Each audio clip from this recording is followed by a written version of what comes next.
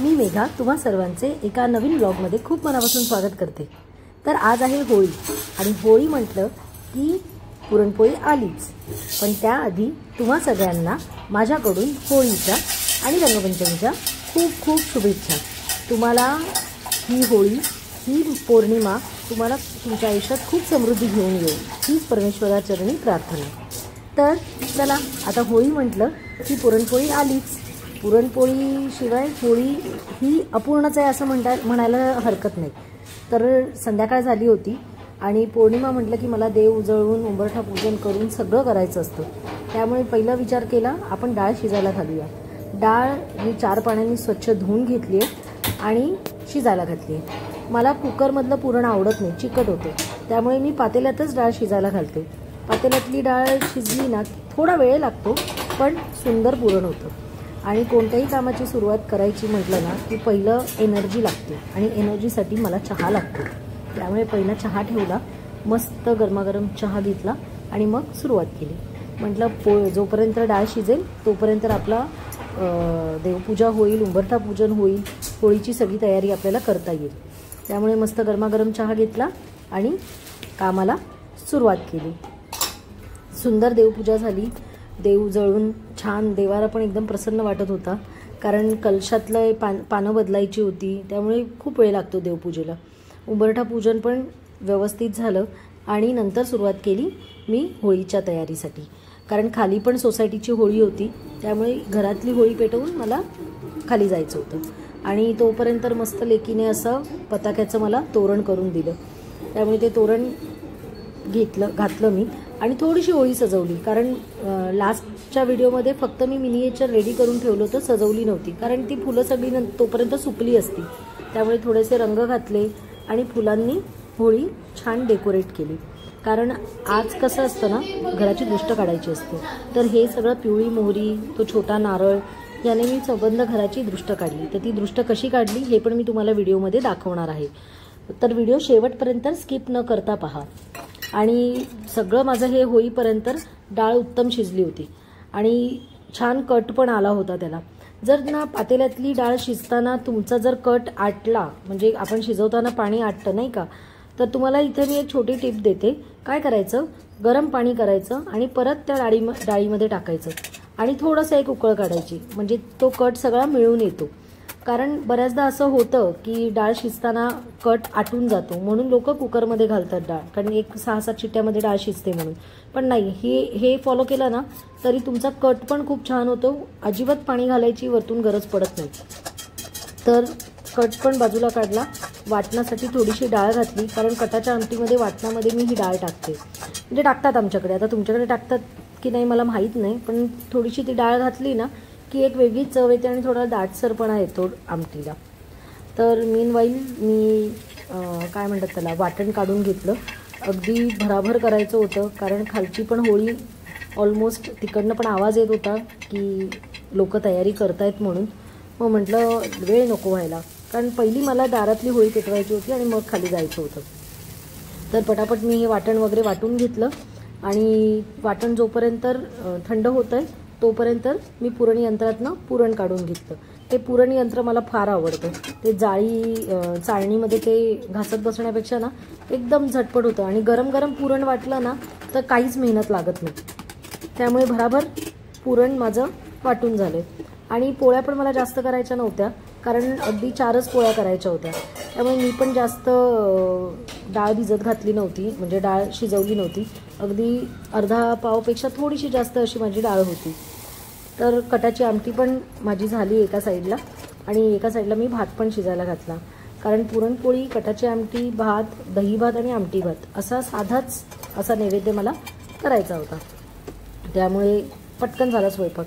बरीच जणं म्हणतात की पुरणाच्या स्वयंपाकाचा खूप मोठा घाट होतो, पण मला हे कधीच नाही वाटलं।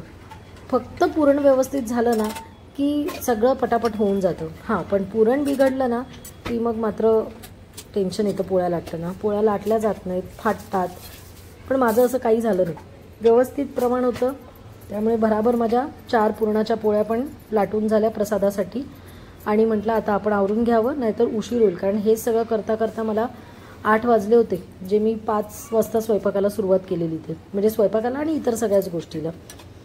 तर झाला स्वयंपाक आणि तेवढ्यात समजलं की सोसायटीच्या होळी पण आता ऑलमोस्ट रेडी झालेली आहे. कारण माझं घर रोड साईडला असल्यामुळे आणि सोसायटीच्या बाहेर आम्ही गेटच्या बाहेर होळी केली होती, त्यामुळे ही बघा होळी पण छान सजली होती खालची. म्हटलं आता आपण आवरूया आणि पहिलं आपल्या दारातल्या होळीची पूजा करून घेऊया.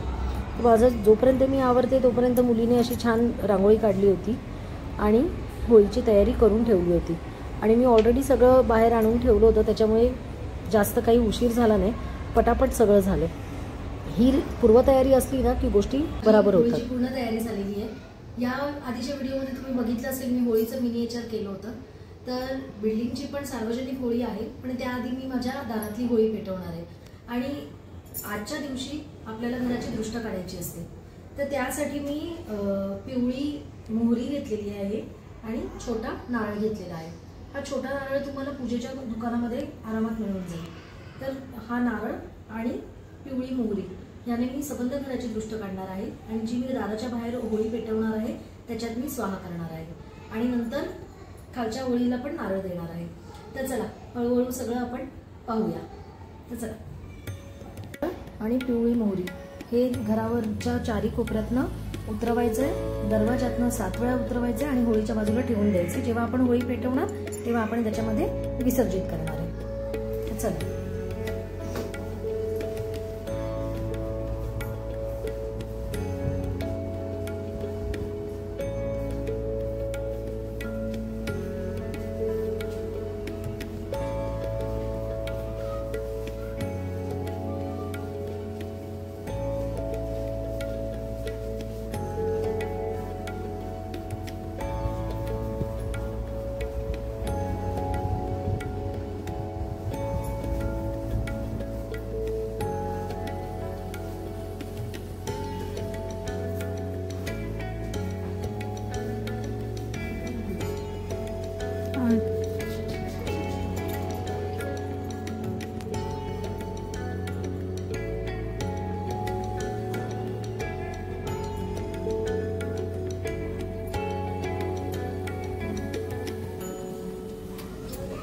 घराची माझी दृष्ट काढून झाली आणि आता जी दारात मी होळी ठेवलेली आहे ती होळी मला प्रज्वलित करायची आहे, त्याची पूजा करायची आहे.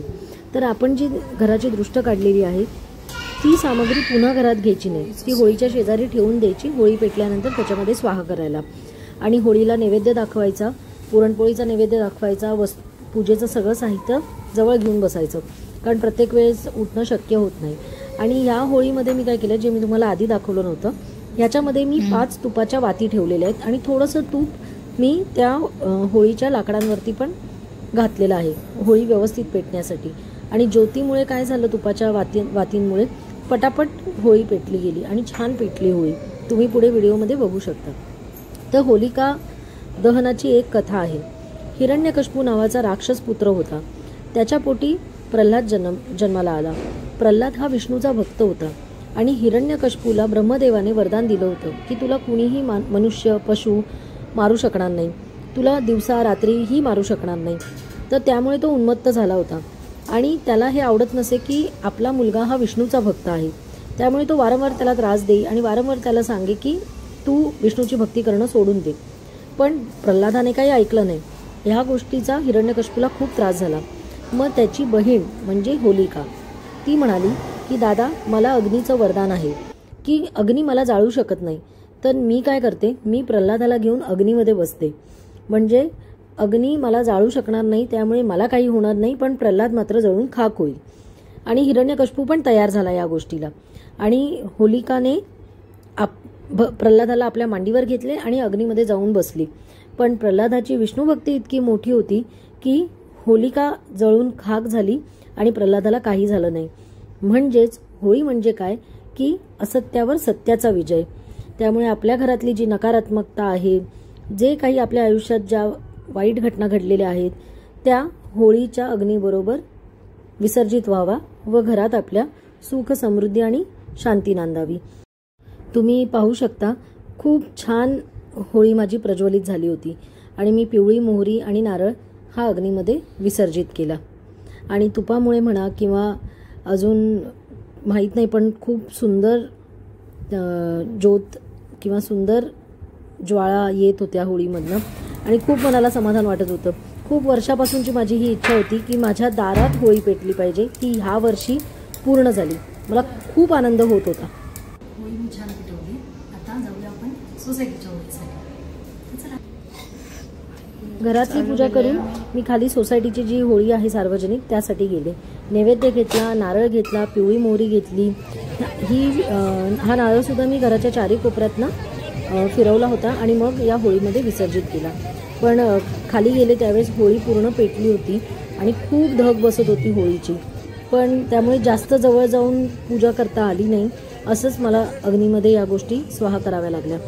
पण ठीक आहे, आता घरातलं करून खाली जायचं तर तेवढा वेळ तर होणारच. त्यामुळे तिथे जशी जमली तशी पूजा केली आणि 3 प्रदक्षिणा होळीभोवती घातल्या. कारण शक्यच नव्हतं, इतकी धग बसत होती. म्हणजे जे गळ्यामध्ये मंगळसूत्रांनी कानातले घातलेले त्याचे सुद्धा चटके बसत होते आणि वातावरणात पण एक प्रकारचा भरपूर असं गरम झालं होतं. पण छान झाली शेवटी होळीची पूजा. माझ्या मुलीने पण होळीची पूजा केली आणि मग ती घरी गेली. त्यानंतर मग नेहमीप्रमाणेच सगळ्या बायकांना हळदी कुंकू लावल्या. सगळी लहान छोटी छोटी मुलं काकी मी रंग लावू का विचारत होते. तर छान झाली, एकंदर सुंदर झाला. होळीचा सण माझा खूप छान साजरा झाला. तर कसा वाटला हा व्लॉग तुम्हाला मला नक्की सांगा. आणि तुम्ही सुद्धा होळीला काय काय केलं हे मला कमेंट करून नक्की सांगा. आणि खाली कसं झालं ना, खाली मी गेले घरचं आवरून जायला थोडा उशीर झाला, त्यामुळे होळी पेटलेली होती. त्यामुळे खूप धग लागत होती. पण जसं जमली तसं मी पूजा केली आणि मुलगी व्हिडिओ शूट करत होती, त्यामुळे तिलाही जसं जमलं तसं तिने शूट केलं. तर व्हिडिओ कसा वाटला मला नक्की नक्की कमेंट करून सांगायला विसरू नका. आता भेटूया पुढच्या व्हिडिओमध्ये नवीन विषयासह. तोपर्यंत आनंदी रहा, उत्साही रहा, निरोगी रहा आणि सगळ्यात महत्त्वाचं म्हणजे खूप खूप खूप खुश राहा. सगळ्यांना माझ्यातर्फे हॅपी होली.